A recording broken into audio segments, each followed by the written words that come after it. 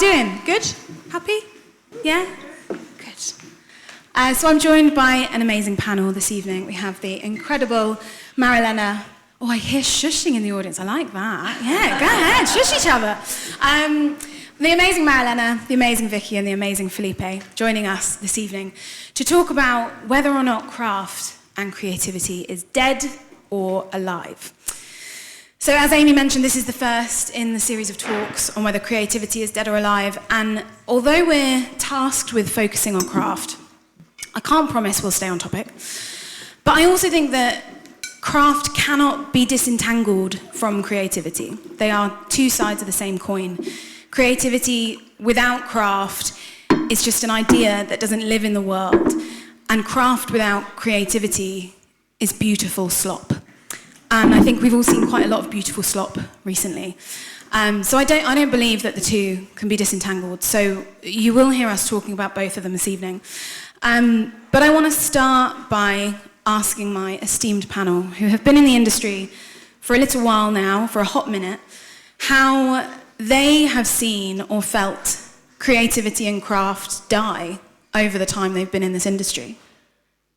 We'll start with Marilena. Okay. Hello. So happy to be here.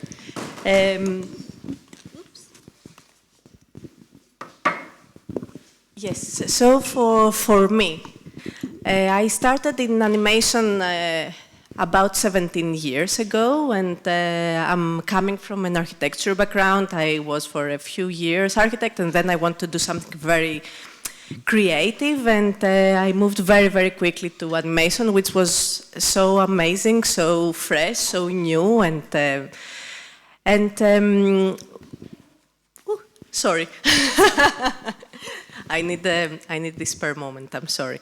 And no, I'll go after you. We'll loop back around. Vicky, go ahead. It is working. I can only work a Word document, so I wasn't sure if I'd turned it on right. What are we talking about? How long have we been doing this? How have you seen creativity die in the time you've been in this industry? I don't think it has died. I think it's just changed. And I think how we react to the narrative is how we move forward. So I didn't think I was going to say this so soon, if at all, but I think my creativity died last year. And why are you laughing? It was horrible.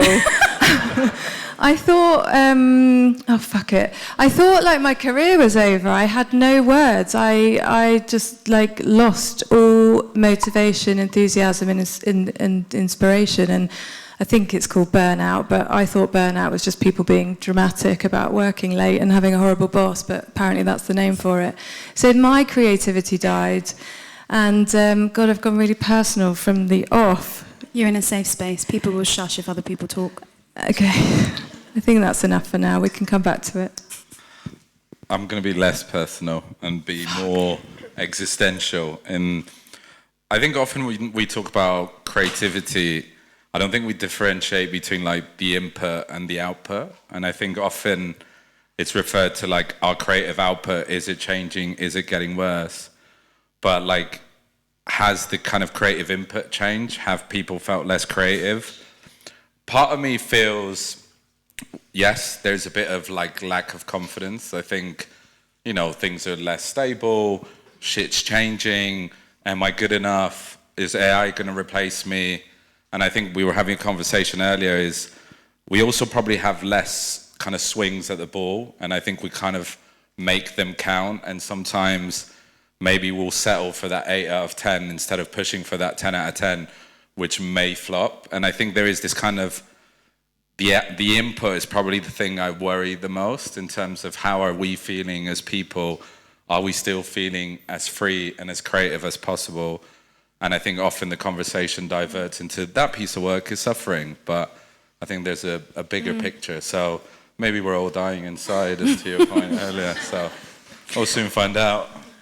I think what's interesting that you're touching on there is the way we're approaching things, and I guess it leads me nicely to my next question, which is, do you feel that there are any skills or any behaviours that are starting to go extinct in our industry as it's changing? Yes, I think it's originality, and that was part of my answer that I didn't give before. Yes, so for me, at the moment, it felt like our creativity started dying maybe just before COVID, when we realized that we started copying things. We would create great work, but you wouldn't distinguish that it was our work, and this is what other studios and other people were doing. And I think this is what started missing, and that was the moment when we thought, okay, we need to take action. What happened here, and how can we solve it? And for me, I think it is really the originality. How can we create work that is really, really, truly different and unique and beautiful, and you haven't seen it before? Yeah, as a copywriter, if there are other I know there are a few copywriters here, we've all seen and maybe even written ourselves these awful cliche words that we just can't stop seeing now, like unlock this or unleash that or redefine or reimagine or elevate. And I think if we're all saying the same thing in our copy, then we're not doing the craft any favours, because we're not showing that there can be originality in a message, and it also shows other people that anyone can do it if you just all say the same thing. Someone's looking for a seat. That's all right. Are you good? All right, cool. I think the main thing for it, this is probably like a Latino thing, but it's like gut. I think we've become so obsessed with being like proficient on tools. Like the idea that you're like, are you really good at AI? I was like, cool, but have you got taste? Do you like stuff? Do you have an opinion whether the thing's good? And like the obsession of like being good at stuff. Like I don't remember starting, maybe in the beginning, someone going, how good are you at Excel sheets? But like, cool, you're really good on this tool, that's amazing. But like, gut's been, I think, trumped, and I find that so bizarre, because I talk about having all guts, no brain, which is probably the opposite end of this spectrum.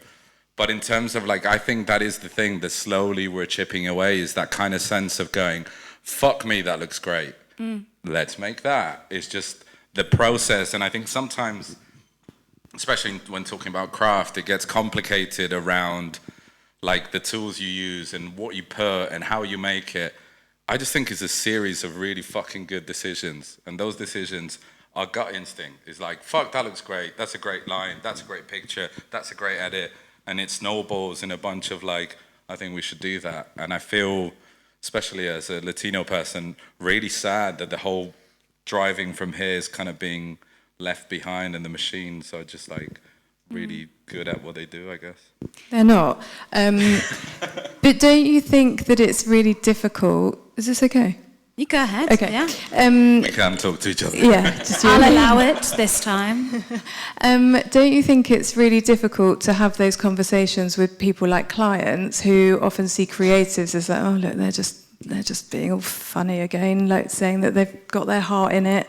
Where's the business case for? I don't even know how to speak business, but where's the business case for? Yeah, how much does it make? You know what, at least from, obviously, everyone's experience in this industry will be incredibly personal. My whole kind of narrative with clients, especially when we talk about bravery and trust me in this, for me, it's all about trust. And I think someone trusting in you comes way more from here than like, I am really good at this machine. And I think the minute I have some sort of emotional connection, or they buy that I am putting my absolute neck on the line to make this thing, that I genuinely believe it, that at times I put my whole job on the line for, I think they're more willing to kind of go for it. And I think sometimes we forget how persuasive giving a fuck is. And I think that's the bit where, I don't say I cry in front of the clients most of my time, but I beg a lot. But I think there is that kind of sense of like people to people. And that's the whole thing why I think this industry will always be there in some shape or form, is we're in a relationship business. Like, that is it. There's nothing more complicated than that. It's a bunch of people looking at each other and going, should we spend $1 million on this? Maybe. That kind of leads me into this next question, which is, and Vicky, I think you've touched on this. What do we think is killing craft? You know, that's the topic of the conversation. Is it dead or alive? What is killing craft and creativity today? All right. Well, I think we could be held responsible for it if we do not defend our craft and support and celebrate each other within our craft. I think the industry press has a lot to answer for. There's some really shitty language in the headlines with AI is going to cut jobs or slash jobs, like really angry messaging being put out there that people are believing. I believed it last year. I think that's part of what my problem was last year. And it's not true. But anyway, back to what we can do, so I won't go on a rant about the industry press. As creatives, I think we're all sensitive and passionate and we love what we do, and we should show that, to your point. When we're presenting work, don't just sort of send it over and hope for the best, because you need to sell it in. So sell it in with the heart. But also, sometimes I like to get a bit dramatic and say, present your case as if you're a lawyer in court. Just saying, I've written this line because I think it works isn't always going to be enough when people have got lots of criteria to judge it against. So put a case together. What are your client or boss's competitors doing? How are you standing out? How are you creating difference? I could waffle on, but I guess my point is defend your craft, defend yourself, look after yourself. For me, I think, I don't know, it feels sometimes that we have become a bit lazy. And we don't really want to go out of our comfort zone. And I think this is what is killing creativity in my mind. And this is where we need to put this extra effort. And especially now with AI, we spend years perfecting our craft and creating work that was beautiful. And we then, you know, we stopped really wanting to do something truly amazing. And I guess AI came now on the game, and it really highlights this. It just copies the work that we have created. So how can we overstep this? Yeah, I think the narrative is negative, and we just shouldn't believe the hype. Is we say what that, we should say, Vicky.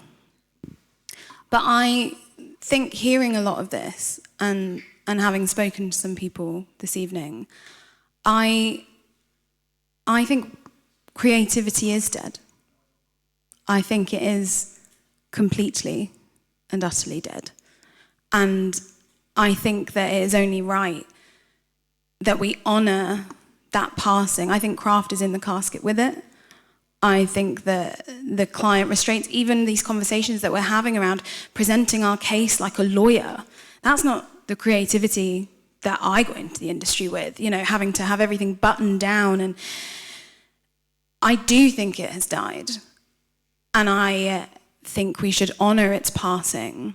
I'd like to invite all of you actually to join me with your hand on your heart for a 30 seconds of silence for us all to contemplate the life and death of creativity.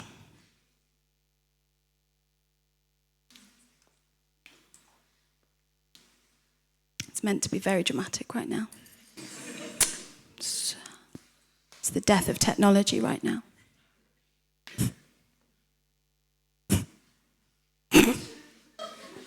There's going to be a very dramatic bells tolling here. And some would say the fact that those bells we crafted so meticulously before this event not working further proves that craft and creativity right now in D&AD is in fact definitely dead. We're going to ignore the bells, Amy. We're going to ignore the bells while Amy struggles with Canva. So here lies creativity. It died. I do believe it's dead. And my deepest sympathies and most heartfelt condolences are with you all at this very sad and difficult time for all of us.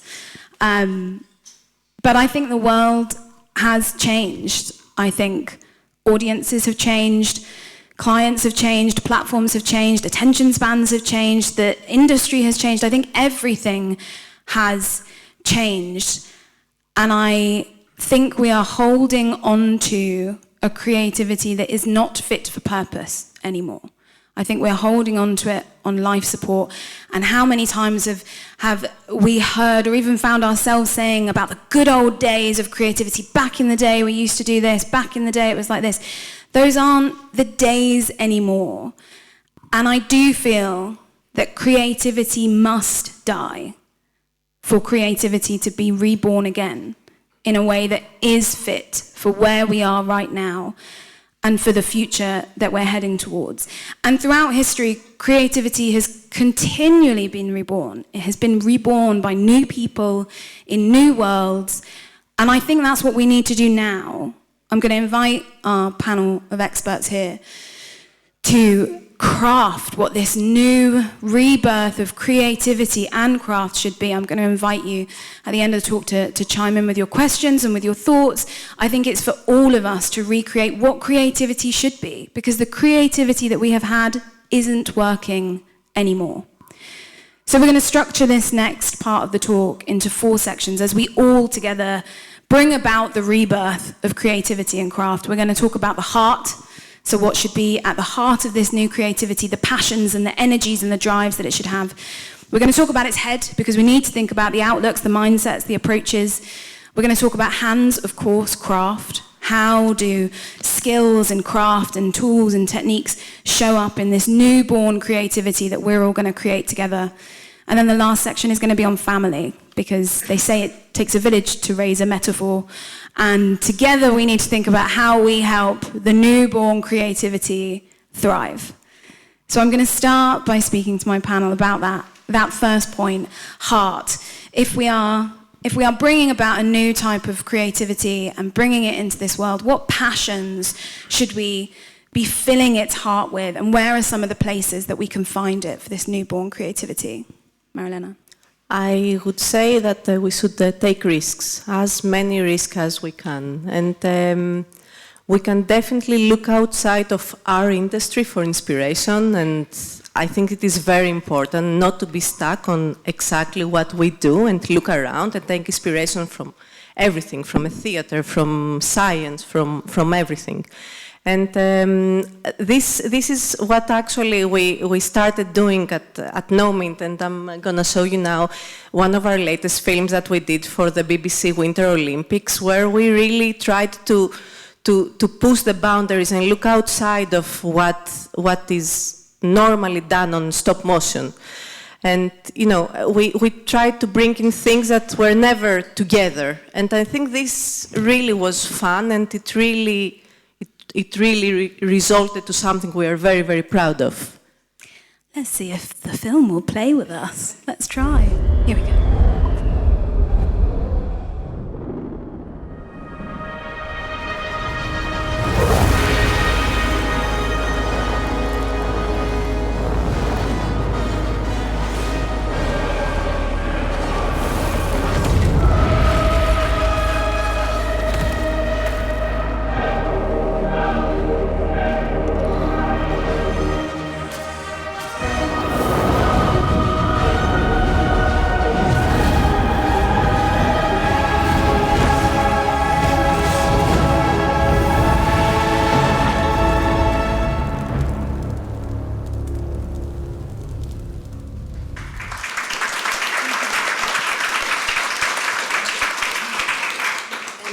This will show you a few bits from the behind the scenes of how exactly we did it, and there is no audio here. It is a full stop motion film. It took us approximately 3 weeks to do, and we used many different techniques of fire, which we really shot practically and on camera, and there was a big pre-production there, and we work with pyrotechnicians, we work with people that we would never have thought that we would work with, because we do animation, and it was so nice, it was so inspiring. And we went to our clients to talk about the previous question. We went to our clients, we said, let's do it, it will be so incredible to do everything, you know, by hand. No one has done this, it will be so much fun, we will learn so many things, and we will see mistakes, and we can see so many mistakes here, and it is so nice to actually see the mistakes at your work and appreciate this. So yes, that is my advice. Just let's look outside of our industry, and I think we will find so many exciting things to infuse our craft. Yeah. I think the risk thing is an interesting one, and I try and frame it more in terms of like naivety. Like we were having a chat earlier, my background was in sport. I thought I was going to be a professional tennis player. I failed at that, and then I thought I'd be a professional skateboarder. I failed at that, and I made this.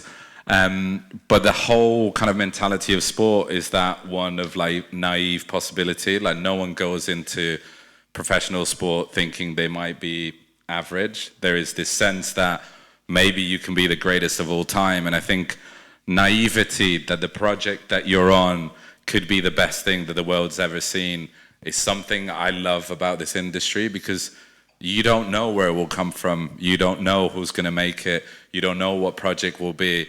So risk for me is kind of more in the shape of being so stupidly naive that it doesn't look like a risk. But I think there's something in that we're kind of missing, over-intellectualizing, having to kind of put order to everything where we could just be a bit more like, fuck it, see what happens. I think also having naivety plus an unstoppable energy, because we can sit here and complain, but there's nothing stopping us from being creative. We are creatives, and you don't need to wait for permission to make, do, or write, or create anything. You don't have to wait for a brief from a client, you don't have to wait for budget, you can create your own possibilities and just get on with it. And then you'll always feel like you're delivering, even if it's not in the workplace. So just to accept that creativity is dead is a bit passive for an energetic profession. Yeah, I love that. I think speed is often accused of being the killer of craft, and actually the flip side of speed is energy. And yes, we're being asked for more new, more different, more constant, again and again and again, but actually finding a well of energy inside you can be the antidote, I think, to that. Where do you find your energy? I think energy and speed is an interesting thing, and I think especially as tools are coming in and all of that, like we often look at it as a replacement, and I think we talk about it in terms of like time shifting. I think there's something really interesting of like the more advanced we get, the more time we can get back, you know, like travel used to take you months to get somewhere, now you jump on a plane, you're there in hours. I think there's this idea of, with energy and now with tools, making stuff can also be much quicker, and there is a kind of a plus to that, because we can make more things, different things, try more things. So the idea of kind of gaining time back when we talk about speed and the fact that we're running out of time is a really good and nice tension that I think we should embrace. So it feels like we've got a lot of hope for the heart, for the passion and the energy of the life that we can put into this newborn creative that we're all forging here together. What if we think about the head, the thinking that we need to take with us into this brave new world? You know, there is a lot going into our brains at all times now with, you know, LinkedIn consistently, you know, rage baiting us at all times. How can we instill better thinking and better outlooks and better attitudes into this brave new world of creativity? I would say let's just go back to our raw creativity and let's take risks. Let's forget for a minute what we know and let's do something new and fresh, and let's make something that when we see it, we say, yes, this is the most amazing thing I've seen.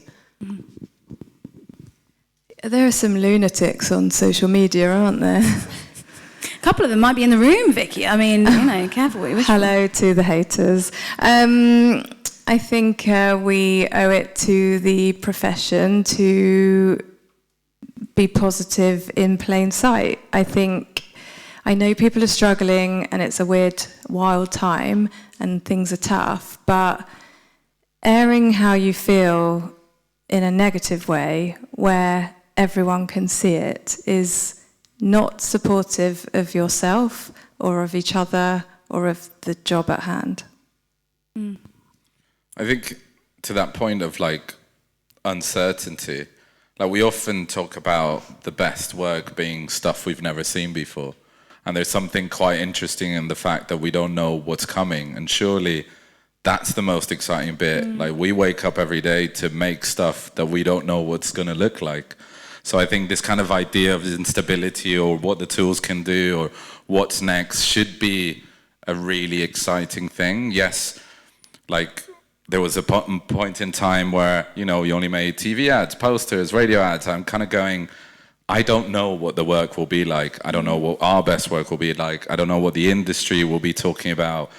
And there's something kind of cool about it because, I don't know, the unknown is where the best work lies. So kind of embrace the chaos to a degree in like a healthy way feels exciting.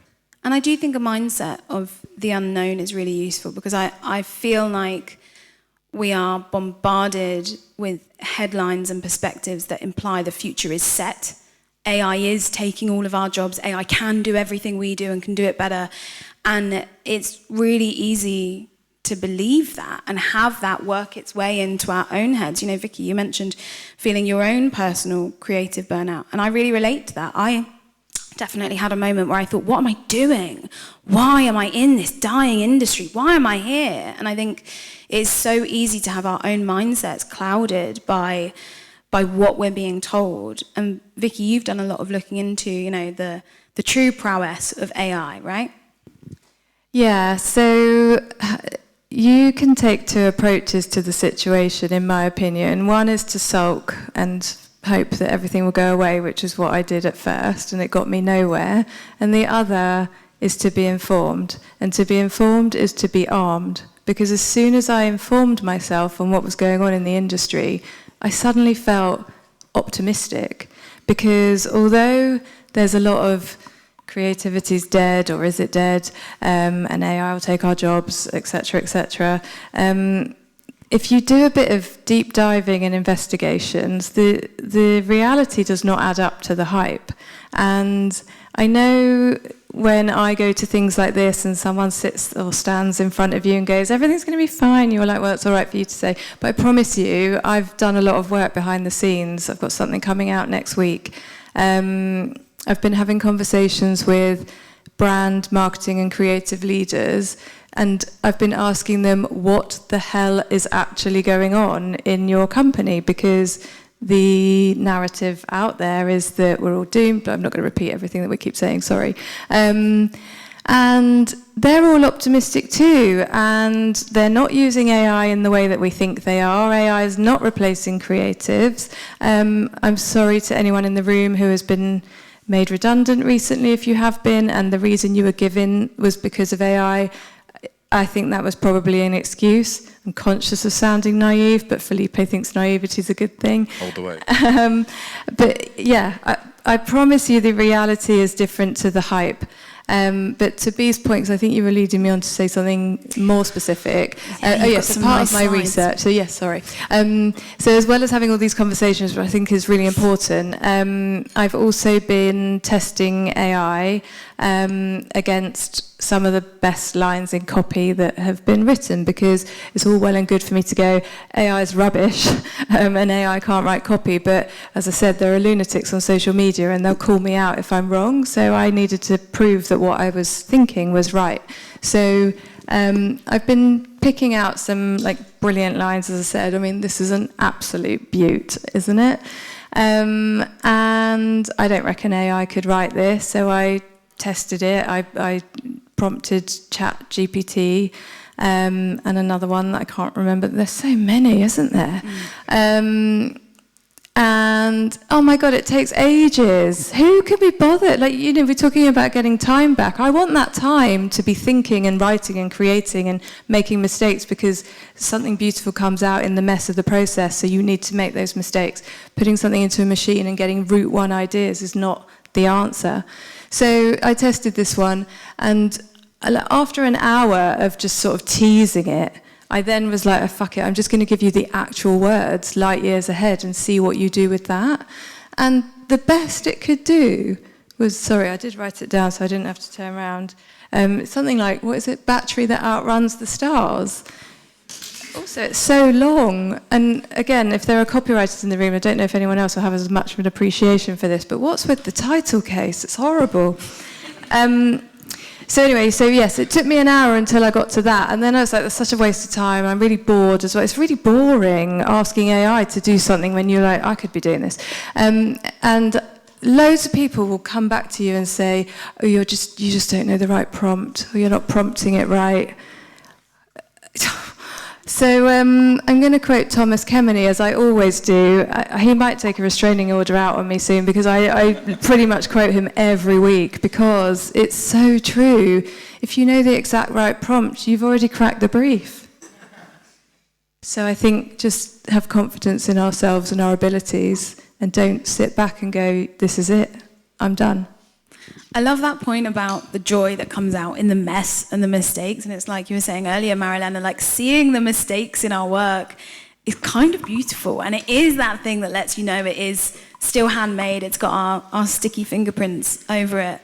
And I think you're right, Vicky. You know, we are bombarded with these messages that it can do our jobs, but it can't. And if it could, it would be us doing it anyway. So we can just do it. I think... Sorry, can I just say, please do. If AI was doing our jobs, where are the success stories?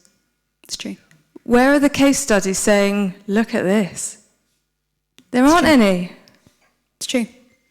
And I think that all of this leads me to think about the mindset that we do need going forward to keep ourselves armoured from this narrative, but also to keep ourselves ready for what's to come. How do we stay ready from what's to come? I think, at least in my kind of personal experience, taste is everything. And I think when I talk about taste, it's such a personal thing. Like the things that you've been influenced by, where you've grown up, the upbringing you've had, and to the point of like a machine is trying to replicate your existence. We're all unique people with different kind of ways through this world. And I think that kind of, the reaction you have when you see stuff is one of the things that I'd protect the most.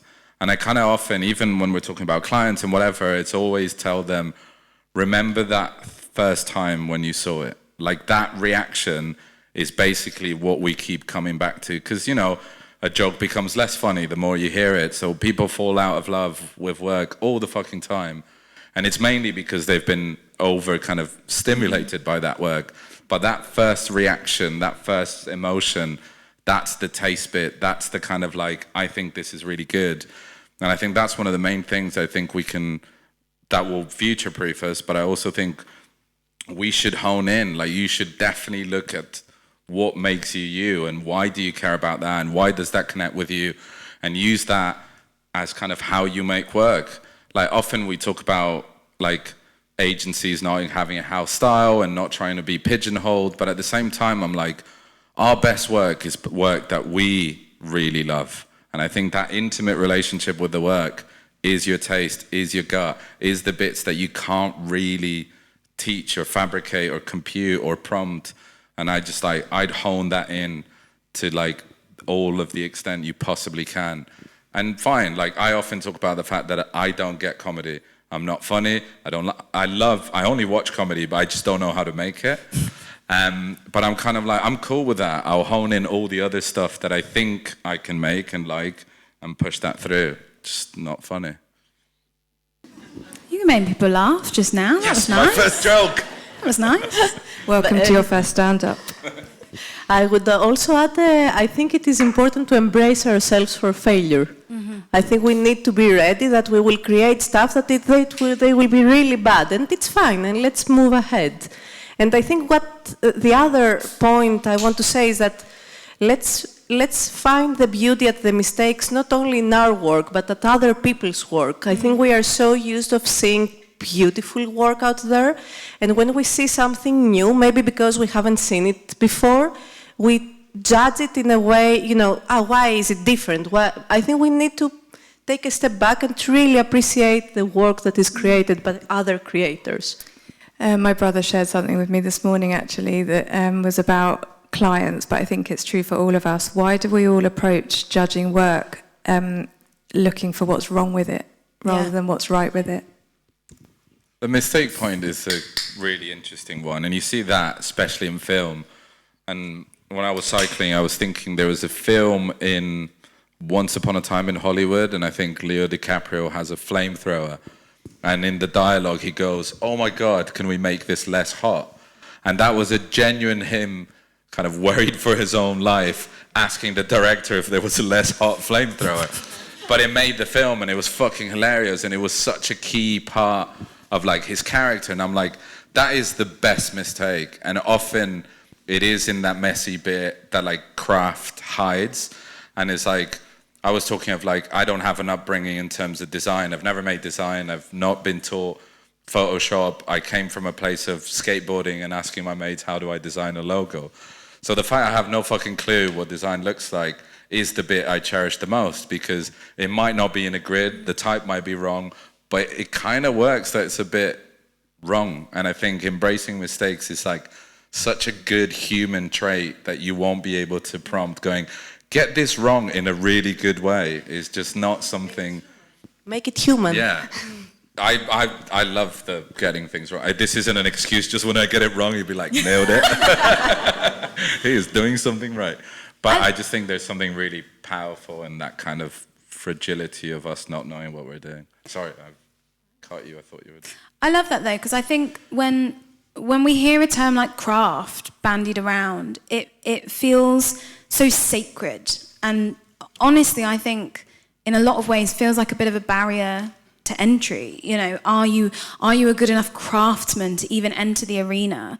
And we think about everything we've just talked about around, we each bring our own stories to the table, and that's what makes the best creativity. It's hard to feel comfortable bringing your story to the table if you already feel like you're going to be judged for not being perfect when you get there.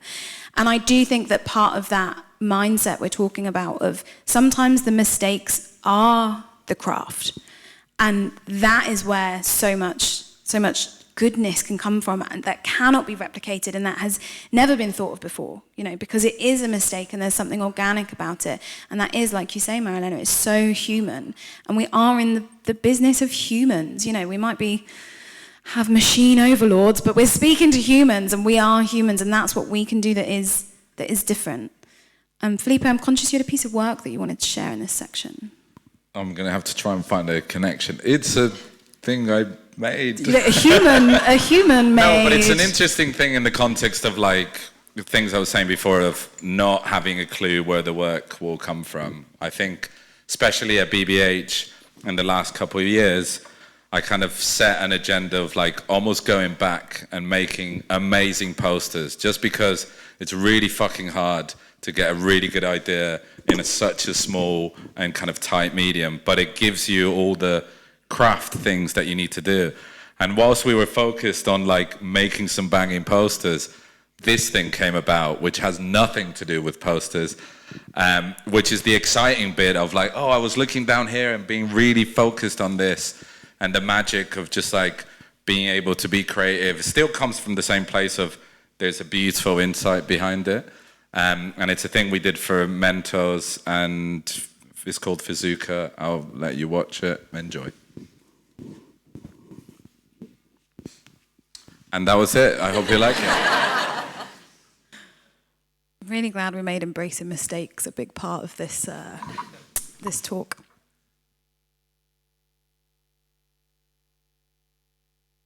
Oh, great. Took me too seriously. It was a gag. So mistakes. Maybe we'll let that work. Could you describe it to us, frame by frame? Yeah. Could you give us the AI prompt? It was really good. It's fine. We can chat about other stuff. Let's move on to the next section, shall we? Seamlessly. We're just going to restart it, folks. I do think, I always have this, I make the same joke at the start of every big client presentation, which is that technology is the great equalizer. It does not matter how senior you are, it does not matter how much you get paid, it doesn't matter how big your business is, technology humbles us all. It always works in rehearsal when it never works in real life. At least it's on brand now. So thinking then about, as we move on through this new beast of creativity that we're making, this new shape of creativity that is fit for the world today, that is letting go of some of the baggage of yesteryear. Amy's looking at me like it's going to work. It's going to work?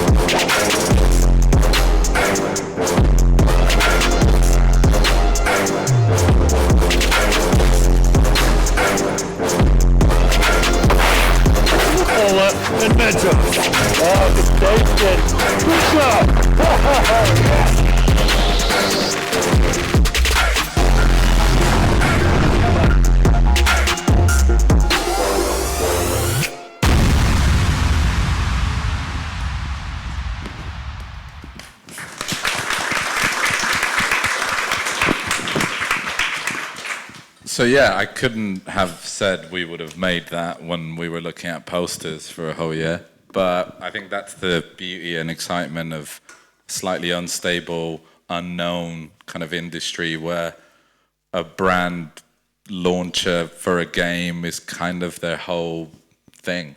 So that was that. And I think it really speaks to shaking off some of the old attitudes. I think it's very easy when you're jaded by certain client conversations and agency conversations to go, Felipe, they're never going to buy a gun made of Mentos and Coca-Cola. It's never going to happen. But as you say, going in with some of that naivety, I think really helps. So thinking about, back to my previous excellent segue to hands, the skills and the craft and the techniques and the tools that we need to take into this new shape of creativity that we're building together. What skills should we be honing in both our personal disciplines, but also as a creative collective? What skills should we be trying to hone for this new shape of creativity? It would be originality for me. That's the main thing that we need to hone. We need to learn again how to make things that really will blow our minds, and they will be original. And like the work you did, it feels like we need to be fearless. Like the kids are fearless. They just do things and they don't care, and they are amazing. They are original. They new, and it's great. That's how we learn. Yeah, I think confidence in what we do, that's why we're hired to do the things that we do. So approach every client presentation with, well, this is it, this is what you asked for, and I've delivered. It wasn't a great answer, sorry. No, I love it. I think what I really like about that is I think we all probably in this room, now I'm going too personal, experience imposter syndrome at some point in our lives, right? No matter how long we've been doing this, every so often it creeps up out of nowhere. And my good friend Steph Brown always says to me, did you lie in your interview? And if you didn't lie in your interview, then they knew full well what they were getting. And it is those moments where I go, oh yeah, I do have this job for a reason, and I have come up with this idea for a reason, and presenting it with that confidence, it sounds very simple, but it is something that we have lost. And I think even to an earlier point you made, Vicky, around, we go into these meetings like we're defending it in a court of law, but actually having the confidence to go, you came to me because I'm an expert. And as an expert, I believe this is the right answer, and backing ourselves in that. It sounds easy, but it's not. And I do think that is a skill that we need to bring back. Can I just say two things? One, I still think we need to defend our work as if we're in a court of law, because we're dealing with people who don't understand us. We're dealing with people who want to know that what we're doing is going to work. and we can't prove it, obviously, but we can provide a solid rationale as to why we've done what we've done. What, you can't prove a launcher? It sold itself. And then the second thing was, yes, I did say present work with confidence, but I think if you are a real creative, you have some element of imposter syndrome. If you don't, maybe you're dead. Because, or maybe you need some imposter syndrome. Well, yeah, because it means that you care. And if you don't care, then what are you doing? Why are you doing this? Like there is any other job in the world you could be doing, but we are creative because we can't help it. It's a preoccupation, not an occupation. And when you do present work, whether you've got a case like you're a lawyer to go with it, you are showing and sharing something that you have just made up, like a, how do you say it? Fizooka. I mean, you're going to go into that meeting and go, this is fucking nuts. Well, they're going to think I'm mad, but I'm going to do it anyway. Like, that's what you've got to do. So embrace that imposter syndrome, accept that as creatives we're sensitive, we're laying our hearts and minds on the line, we're asking people to judge something that makes no sense, but it's what's going to get the best results. And just one more thing, because you quoted somebody, I'm not going to say his name, but there is a copywriting legend who is in his late 80s, and I once saw him onto the stage at an event, and as we were walking on, I said to him, you don't get nervous, do you? You've been doing this a million years. And he said, darling, if I didn't get nervous, I'd be dead. Was that the last thing he said? You are funny. You are funny. 2 jokes. Fuck. Put it on your LinkedIn. It's recorded, it's fine, I'm going to share that. Proof. I think it's in the part of putting your heart on the line, I think it's really interesting. Like, it's a terrifying thing, but I tell this to all the teams when I work with them. It's like putting yourself in the work is probably like the best skill you can have. It's like, to the point I made earlier of like, we're all different, we all have different experiences, and seeing someone on that page, on that piece of work, because they're a gamer, because they mentors, I guess, because like I came from sport, everything that I do, there is a sense of kind of a bit of that in terms of how I present, how I talk to things. It's like putting your whole self out there is incredibly vulnerable, and I think that is the beauty of it, because people will see that you're putting yourself in a slightly vulnerable position because you absolutely care about the work. But I do think that the work will be undeniably different if you put yourself in it, because you're not trying to your point earlier, replicate something that someone's do or try to create something that fits the brief. You're just going, this is a bit of me, I hope you like it. And then, yeah, put yourself out there.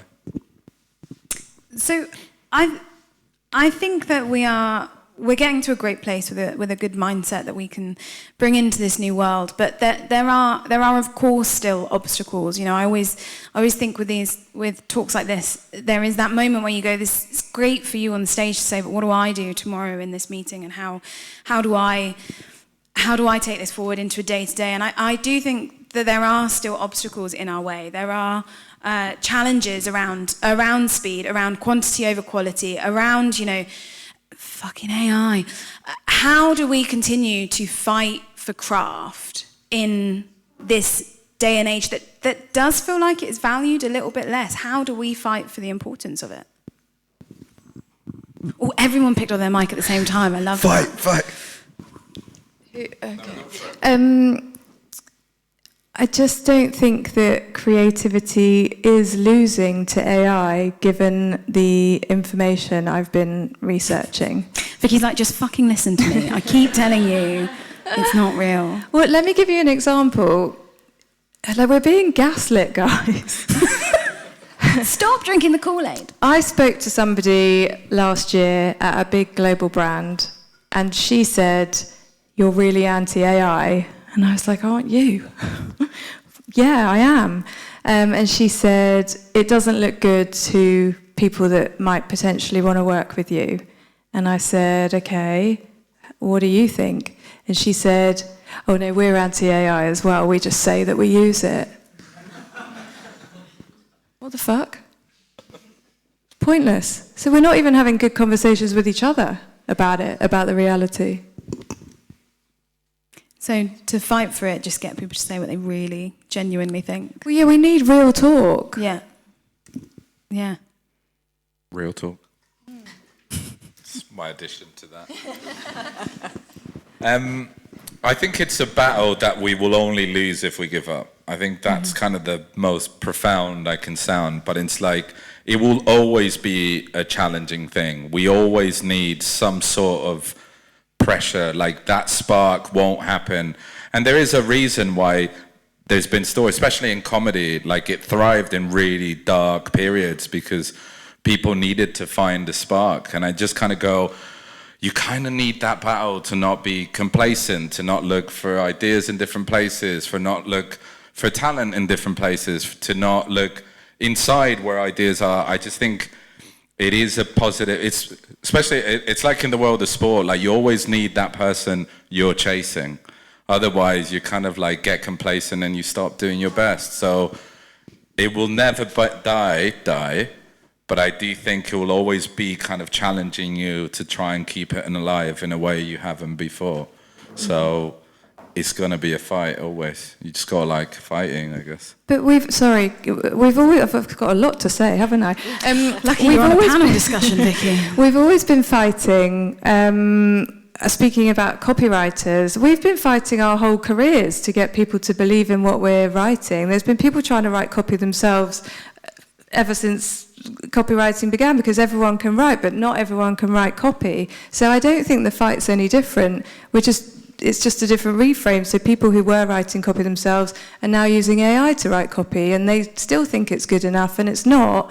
But they're not the people that we want to work with anyway. They never were, so we haven't lost them. I think just create work that AI cannot make.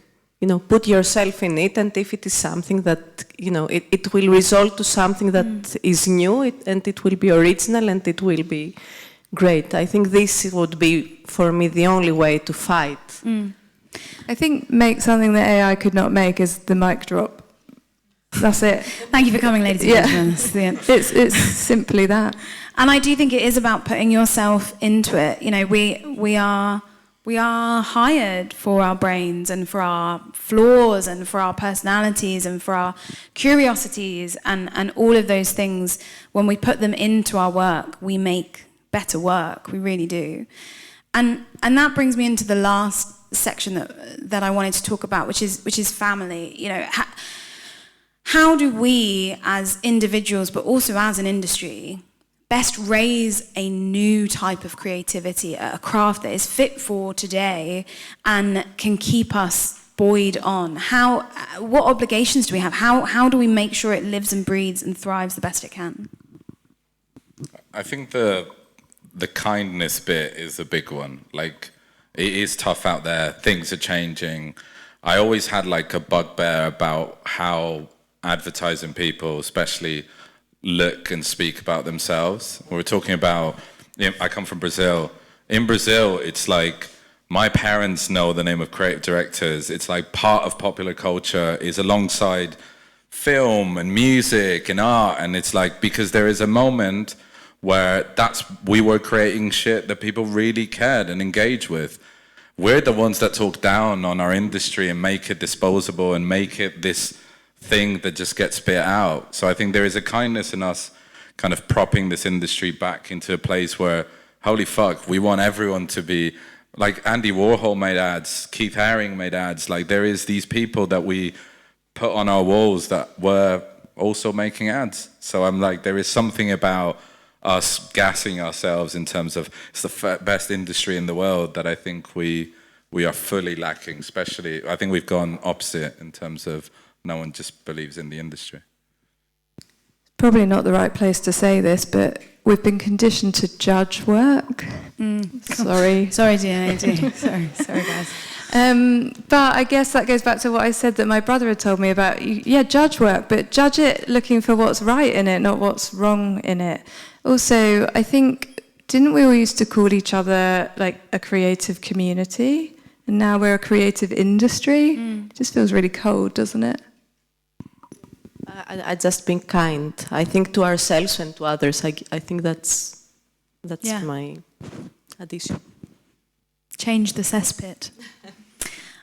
So I'm going to open it up to questions in a moment, but how are you three feeling now? We've gone through the death of creativity and started to rebirth it together.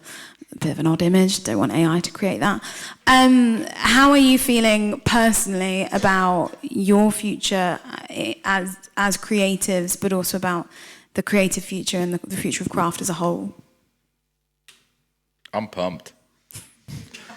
And I just think it's like, it's an exciting time. I think we're going through changes that will lead to work we've never seen before. I think from a very personal experience, I'm going through a time in my career where I'm enjoying what I'm doing and we're making work that we're really proud of.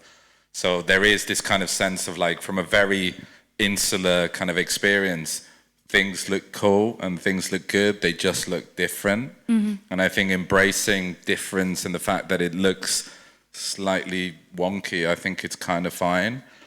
And we're being gaslit, so now I know that it's all lies. I'm even more pumped.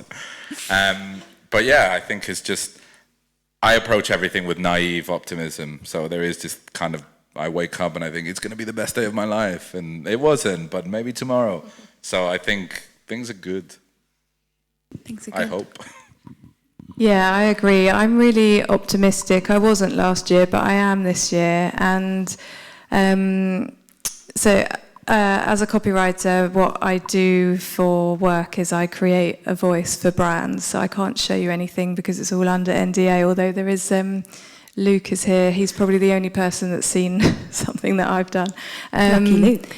But my point is, I have more brands at the moment coming to me to create their voice than I have at the start of any year before since I've been working for myself. And I think that's really promising because we are being told that AI can generate copy. It can, but it's just not good enough. And I think that people still coming to people to have work made when they could easily not is really like interesting and encouraging. I will also agree. I'm very optimistic. I think we have created the best work that we have ever had created, and we are 20 years in animation, and it has become fun. We are going to work every day, and it is fun, and it feels like we I don't know, we were reborn. That's in a sense. It's, you know, like the kids that they see pillows and they think of castles, you know, and they see an Amazon box and they think of a house. So I think it's very nice, and I'm very optimistic. Love to hear it. Okay, I want to open the floor to any questions. Does anyone have any questions? Just while everyone's going, I really don't want to ask a question. Be optimistic, you don't know, some of them might be gagging. I'm giving you some thinking time. I think we've probably all been to panel discussions where everyone agrees and it's pretty bland when that happens. So I realise we did all just agree there. But as I've said, I have done the work and I really do think that there is a reason to be optimistic. It's not just we've been told to say something nice to you so you all go home happy. We actually agreed that we wouldn't say nice stuff. That's why we tried to have a death in the middle of it. Any questions? Hi.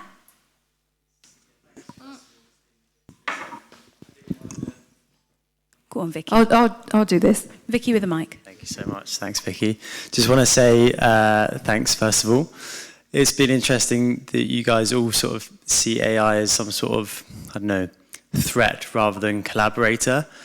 So my question is, are there any positive experiences that you've had with using AI as a force for good? It's been sort of pitched as a lens of bad at the moment. So just seeing if there's any good experiences. Thank you.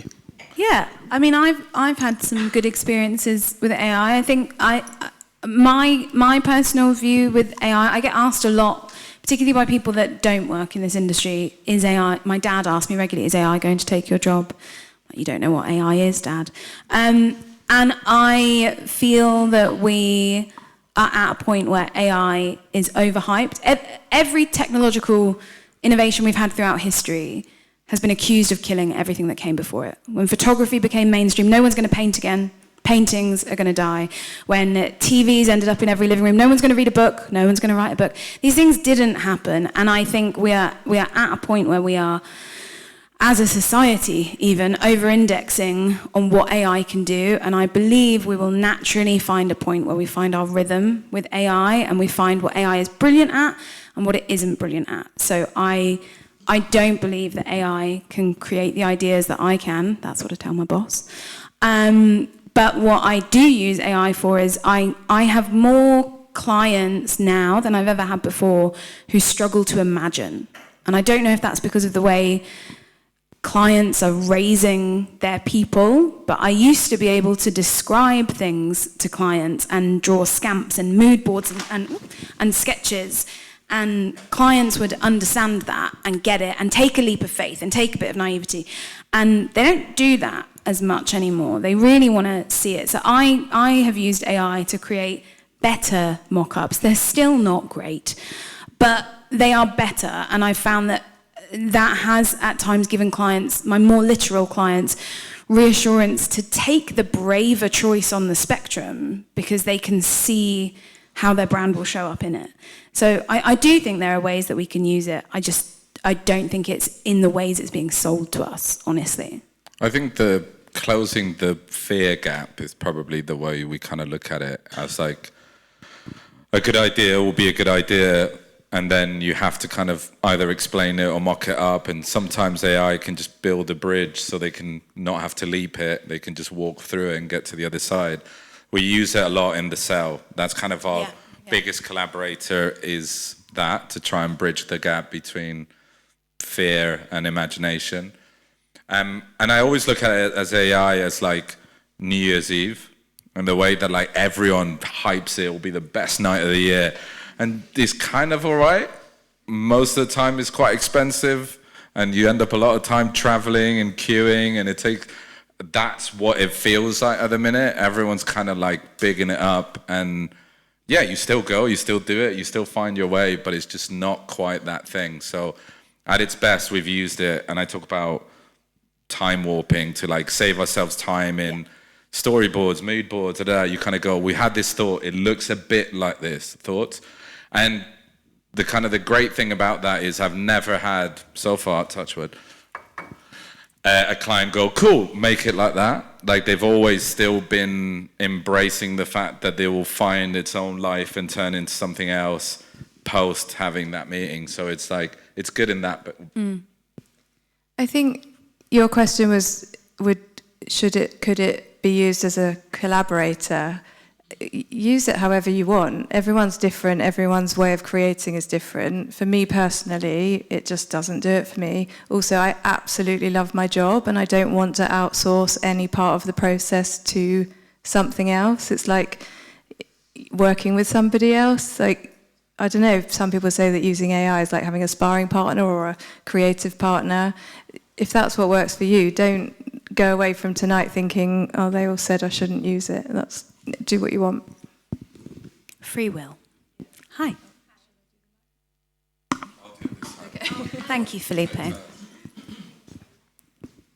I have a really long-winded way to get to my question. Okay, let's go. I have a really pessimistic, like spiraling approach to this. As a result of the talk? Or? Not as a result of the talk, but I just feel like I want to be optimistic, but I feel like so much of creativity comes from the inspiration you find across the world, and you were talking about input and output, and I feel like, I don't know if anyone's come across dead internet theory, that like the internet's essentially going to become dead in like 20, 30 years. Like by 2030, 80% of the internet will be bots.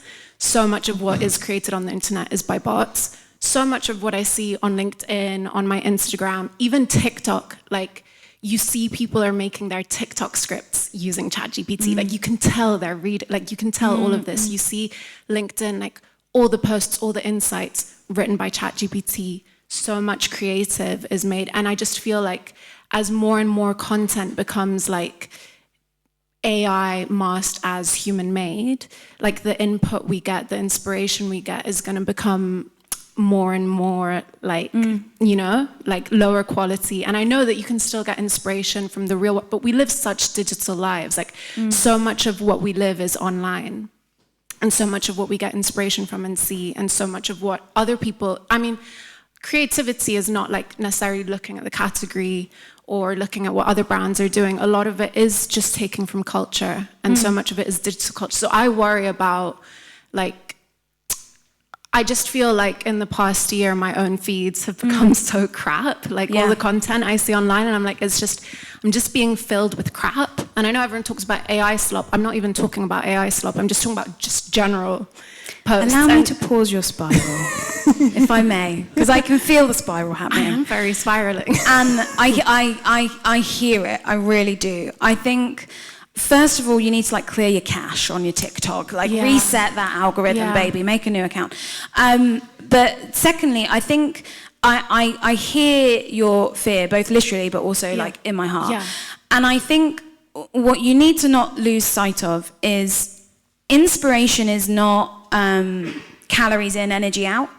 There's something that happens with it. So thinking about so many different art forms that we've had throughout history that have been pushing back against what we've seen. Even just hearing you say, I can tell when TikTok creators are writing their script through ChatGPT, that is already you reinterpreting what's coming in to your eyeballs. And that curiosity, I think, is something that will never die in us. And particularly as creatives, this might sound a bit random, but I was telling the guys earlier, I met my partner at Grey, where I work.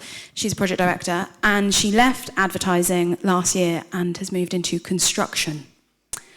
Every creative that I say that to is like, that's so fucking cool, she's on a building site. And I'm like, yeah, she's at the top of the scaffolding, she can insulate the garage, she's like there. And everyone on the construction site, when they say to her, what were you doing before being on this construction site? She says, I was in advertising. And they're like, what are you doing? Why did you leave advertising to come to a building site? And there is something inherently curious in us that goes, a building site is more than just putting bricks and mortar together. The reason all of us as creatives get excited when I say, yeah, she's in construction, is not because they necessarily want to start plastering, but it's the curiosity. I see Felipe. Maybe. There's a YouTube for that. It's that, how does that work? What do you mean she's on the 8th floor of the scaffolding? How does she get up there? How does that curiosity of how does it work? Even hearing you say, I can see that they're making it through ChatGPT, that is a curiosity to how it's made. And I can see you wanting to go back into the spiral. No. This isn't, the thing is, the question stems from this. It's what you said. You have that curiosity, and people know that what they want is human made. People know that they want proper, good content, right? So we know that. But I feel like, at least from my experience in the industry, is people, brands, clients want things faster, cheaper. AI makes it faster, cheaper. So what I've been seeing, and I'm not a designer or a creative, I'm a creative strategist and I do cultural foresight, but what I've been noticing, it's the luxury brands that have the capital and the time to invest in human-made things. Like so many luxury brands this past year making animation, hand-drawn things. So my fear is that creativity is going to become sort of like kind of co-opted in like a class or like a socioeconomic way, gate-kept in a way. Like you're going to have the investment as a brand and the money and the luxury of time to be able to pay creatives to do things properly and not to just use AI in-house. And that's kind of my worry. And I don't know if you guys have experienced that or have seen it differently. I'll stop talking now, sorry, I'm not on the panel. Two things to that. I think we have to differentiate like inspiration and referencing. I think we're talking about referencing things we've seen for what they look like. But I think my whole point earlier, I don't know why I'm standing there.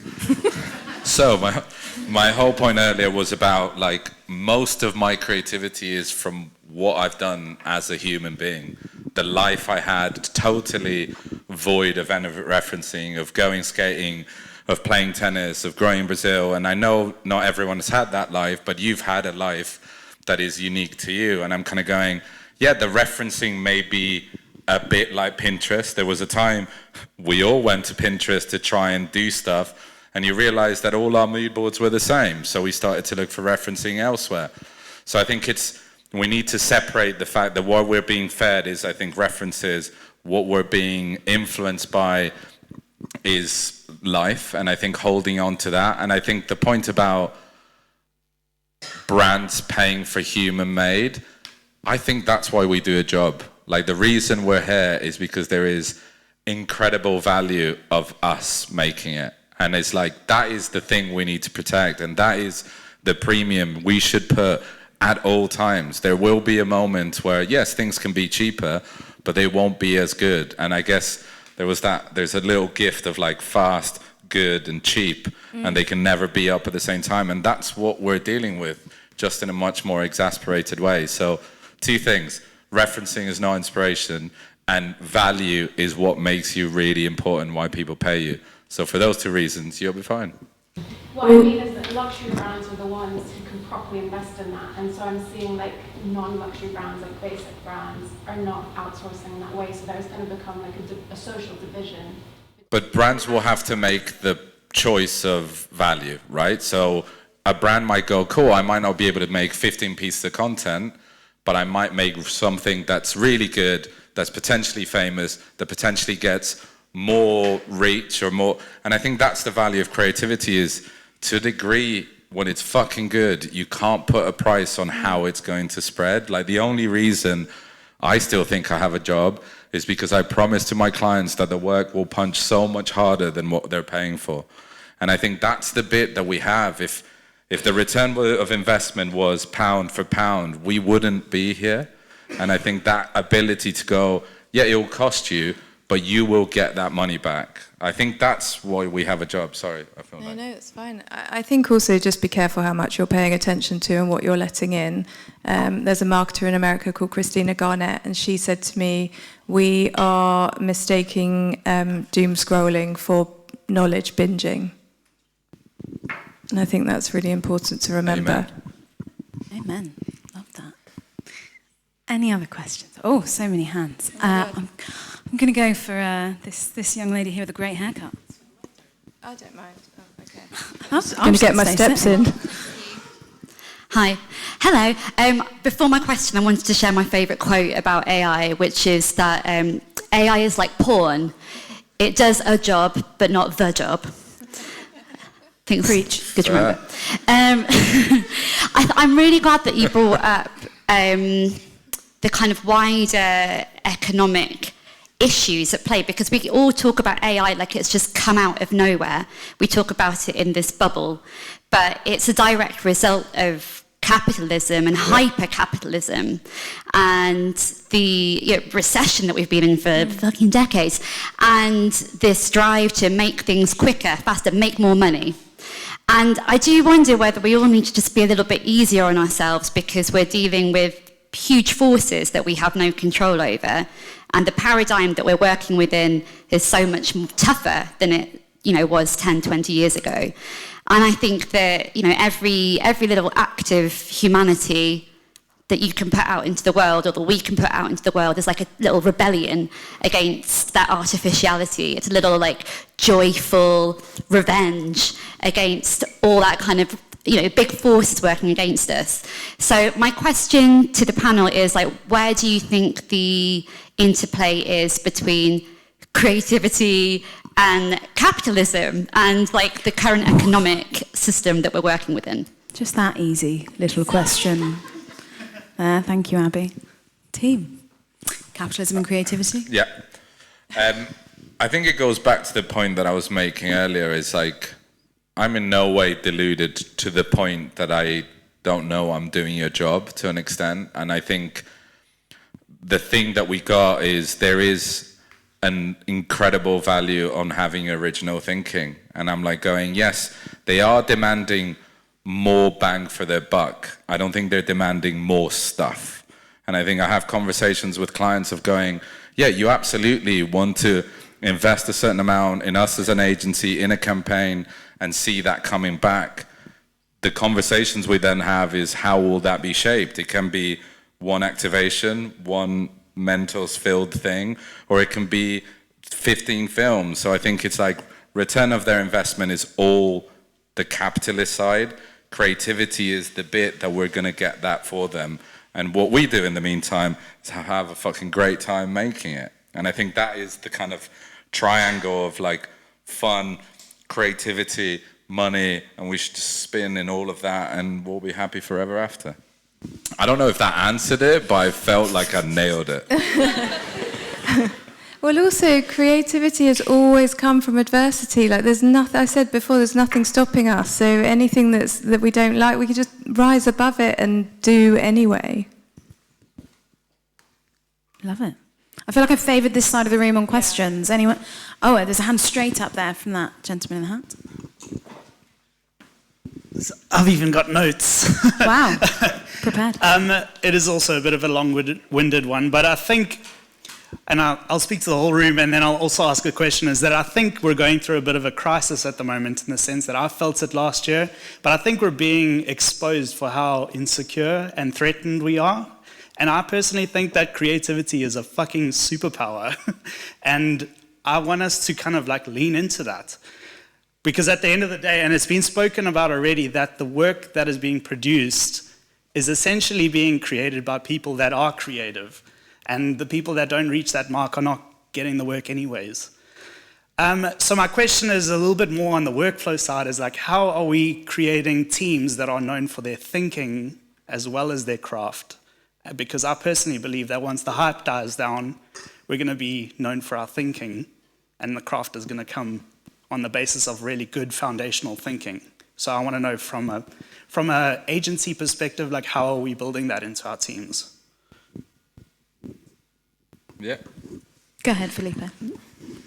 I think our whole thing, especially at BBH, is like, we're storytellers. So like, you can talk about it in terms of ideas, you can talk about it in terms of craft, you can talk about it in terms of whatever other jargon, but like, we just want to tell great stories. And that can be a photograph, that can be a 20-hour documentary. Sometimes that story, to kind of your point, is told through the craft. It's like the story, the bit that people kind of really dive into is how the thing gets made. Sometimes is the idea, or sometimes is the reaction it has in the world. So I kind of go, I try and protect storytellers at all times. And that kind of flip-flops between, are they craftspeople, are they ideas people, are they strategists, are they business people? So I think protecting that, at least from our kind of point of view, is what we do at all times. Stories beat everything. Because I think maybe as an add-on to my question is, because maybe you can validate this, is that surely clients are choosing work that excels regardless of whether AI is used or not. To be fair, like in my day-to-day with clients, AI isn't a conversation when we talk about the storytelling. And it's stuff that I can do in the background to make that story come true. It's stuff that we can make in the background to make that story kind of connect a bit better. Like, everything goes back to, and I had this, when I first started off, I had a creative director that only judged my work by going, what's the story? Like, he didn't care about anything. Under that was, how famous will it be? Is it different? Is it fresh? But at the heart was, what's the story? Like, why are gonna people talking about this? And I think that goes back to, clients don't really care. As long as they get their money and as long as they make the right story, I think we're good. But also I think they can understand the spark in your eye. They can sometimes feel that, yes, what you are thinking, you believe in that so much that, yes, I'm going to trust you. And I think that's also very important, to fight for this. Yeah, I agree. I think we have to honestly expand what our craft is. I think I've worked with some creatives in the past that feel very much, I'm a creative in a creative box. I'm not a strategist. I'm not, any of these other things. I am a creative in my little perfect creative box. And I think the teams that work best are amorphous between each other's roles to a degree. Of course, there has to be accountability within those roles of who has the kind of final line of defense, but I think the best creatives are also a little bit strategists, and I think the best strategists, well, let's be honest, they probably think they are creatives. It's a little joke for the creatives in the room. I think we have to have those different elements, and to your point, Felipe, we all have to be storytellers. I mentioned at the beginning, creativity without craft is just an idea you have in your own head. We all have to be able to bring our clients along for that journey. And I think another point the panel made earlier around kindness and empathy, one of the things I speak to more junior creatives about a lot when they're frustrated at clients giving feedback that they feel is killing the idea is encouraging them to understand where that feedback is coming from for the client. What is their fear that is leading to that? Understand that fear and help them come over it. Now, that is not a skill that is necessarily taught at ad school. That's something we have to learn. I think all of our roles have to expand beyond the tradition of what it has been to be a creative to make sure that we are known for more than just our craft and actually more than just our thinking, but being partners for our clients, partners to each other, having that excitement for the work, as Marilena said, but also the chemistry as a team. I think that's what clients buy. And I think what I have found problematic is that sometimes you work with people that are really stuck in the way they are used to work. They are not ready for a fresh way of working and thinking. And I think we need to overstep this. Mm-hmm. Thank you. Another question. Yeah. I mean, I feel like I'm going to step away from AI for a minute. Are you sure? Yeah, maybe. I kind of wanted to ask about craft as a whole in terms of, have you noticed that junior designers or people coming up in the industry are learning less about how to set up for print, how to do file creation? Like, I feel like the stories have been a big thing and it's always a big thing in creativity. But I've noticed a lot of times, like while training people and mentoring people, it's actually the technical side of the craft that I feel like the industry has started to lose. Is that something you've noticed?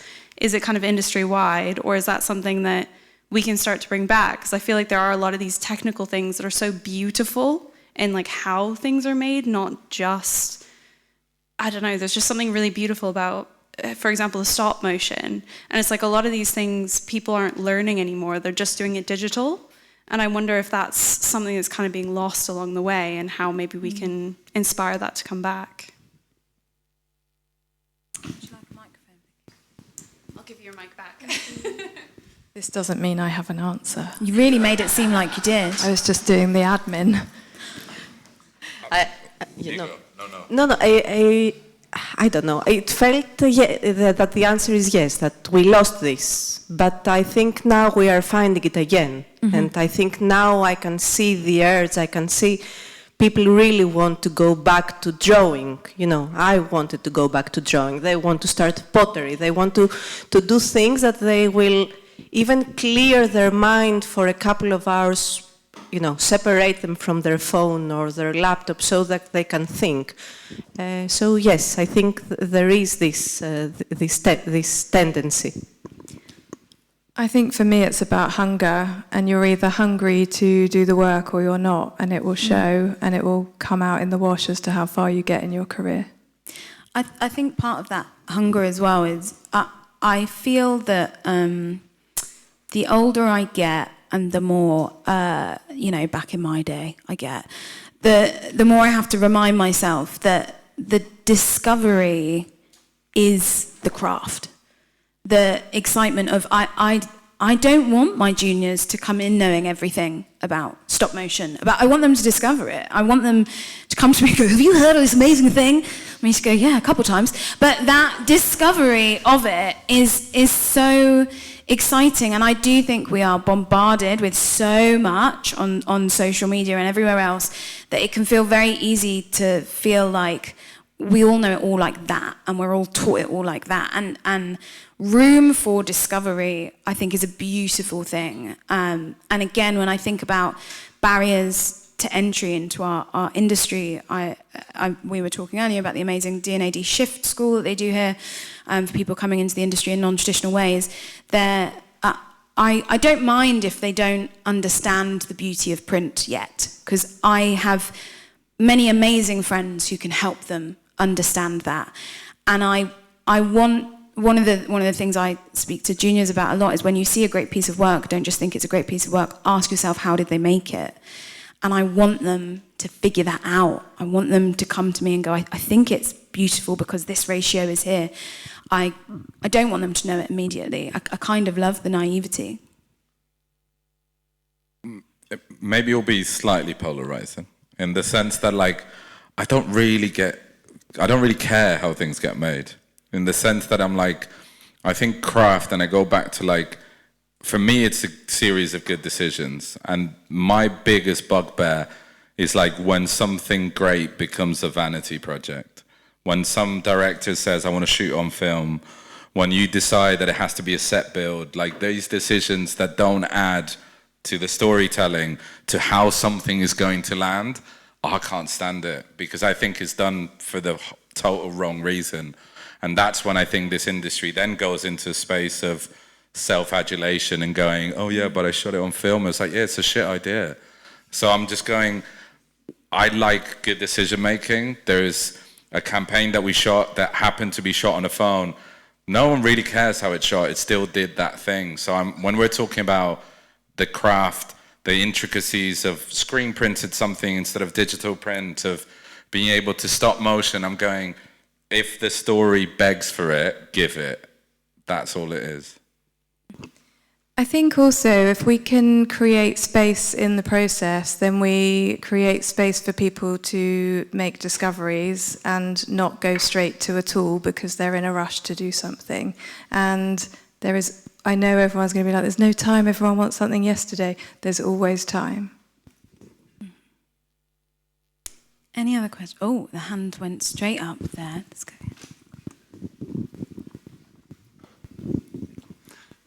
Yeah, thank you, everyone.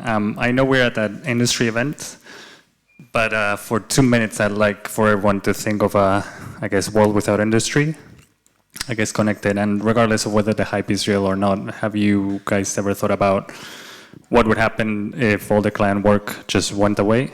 Would you consider it liberating or terrifying? Go ahead. So I thought, as I said at the beginning, about my little meltdown last year, I thought that the industry had gone away from me and my career was over, and what was I going to do now? And I was scared, obviously, but I was also devastated because I said earlier I love my job and I thought it was over. And I know everyone says, oh, when it all goes away, I'll just do something else. And you know, the rich people in the industry go, I've got a vineyard or something. I didn't know what that next thing was going to be because this is all I've ever wanted to do. So yeah, it is scary. Are we not bigger than our clients? Are we only defined by who we work with?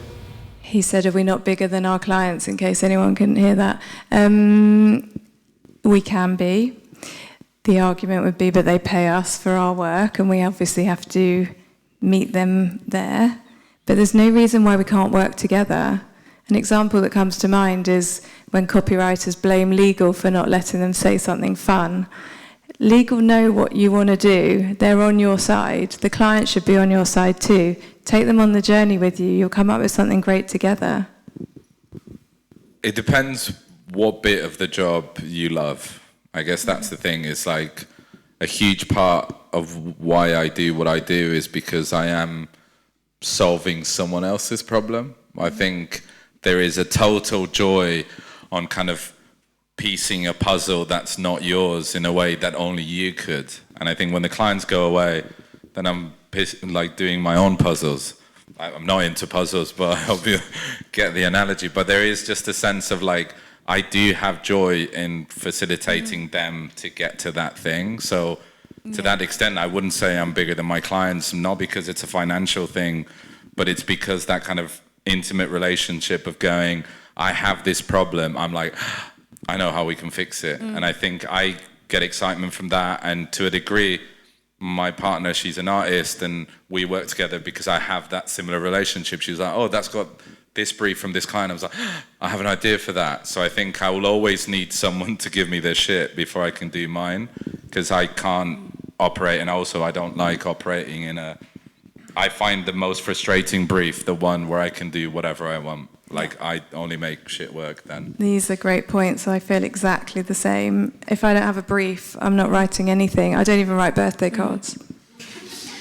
I think, to say something a bit controversial, I think if when this gentleman asked us all that question, if all the clients disappeared tomorrow, would you feel terrified or liberated? If your gut instinct said liberated, maybe you're not in the right job. Maybe you don't like it. And that's fine. If you don't, go do construction. Kerry's very happy. But, you know, I would be terrified if all the clients went away tomorrow, because I love problem solving. And I have many creative outlets in my life beyond my clients. But my clients are my day-to-day. And I would find a way forward. I'm a resourceful gal. But I would be terrified, and I would be sad. And I think there's no shame in that. I'm aware of time, so I might do one last question. This person over here. Yes, you. Yes, you. Thank you. I was thinking about going back to that mic drop moment where you were talking about do what AI can't, and I think something that all creators are very good at is creating that curiosity gap between what your audience know and what they don't know, and you help them get to that place where they know the thing. And I just wondered if there was a specific thing, because you're from different disciplines, that you feel that you can do that we could take away with us that AI can't do. Go ahead. Write jokes. Right, hey. I think it's the relationship thing. And I compare it to every time I have a complaint to make and I get faced with a bot, I find that whole interaction, I might get to be able to be like, yes, my item hasn't arrived. But I think that kind of relationship between people is something that I think we undervalue when we talk about this whole AI thing, is being able to sit in a room, look at someone, go, please tell me, is this good? Like having that, no research, no nothing, kind of in an automated way could get to relationship. So that'd be something AI can't and shouldn't ever do. Yeah, and I think in a similar way for me, I love people most of the time, most people most of the time. And I am always curious about other people's lived experiences of every way of existing in this world that I don't exist. I want to know about it. And I can ask AI what it's like to be XYZ, but what I'll get back is data. And that, even if it's posed in a human way, it'll be built on data. And I find such joy in sitting down and speaking to people and understanding what drives them, where they're from. It's why I mentioned Shift. I love doing Shift. I love doing New Blood, seeing these new ways of approaching not just our industry, but life. There's so much that can come from that. And I guess the human bit I have that AI doesn't maybe is finding the little, I don't know, golden, intriguey, insighty nuggets within that make you go, oh, I can connect with people in that way. That's interesting. I didn't think about it like that. We can all relate to that, even though it's coming from a small space. Everybody can relate to that mindset. And that's why I love this industry. I love meeting different people and seeing different ways of approaching the same challenges. And I don't think AI can do that. Yeah, I think it's a bit of a cliche to say AI can't connect meaningfully and on a human level because AI isn't human. So I'll just give you an example that I share a lot, so I'm sorry if you've heard me say this before. DDB in New Zealand created a campaign for McDonald's a couple of years ago, and it was called Late Night Speak, because basically they weren't allowed to say drunk speak. And it was an out-of-home campaign, and all of the posters were McDonald's orders, but in a way that somebody had obviously slurred them, so it just didn't make sense. AI could never have come up with that, because AI has never gone to the pub and got drunk all day and then walked into a McDonald's at 2 a.m. and tried to say a quarter pound of a cheese, please. Please look it up, it's well worth it. So that.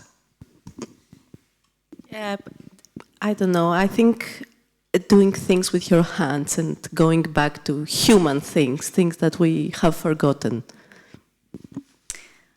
I think that's a great positive note to end the talk on, and because this is the one bit of drama that doesn't actually rely on a bit of tech. We invited you into a funeral, and we've finished with a rebirth, and we've got a very non-tech way to celebrate. We'd like everybody to join us in celebrating. Creativity is dead. Long live creativity.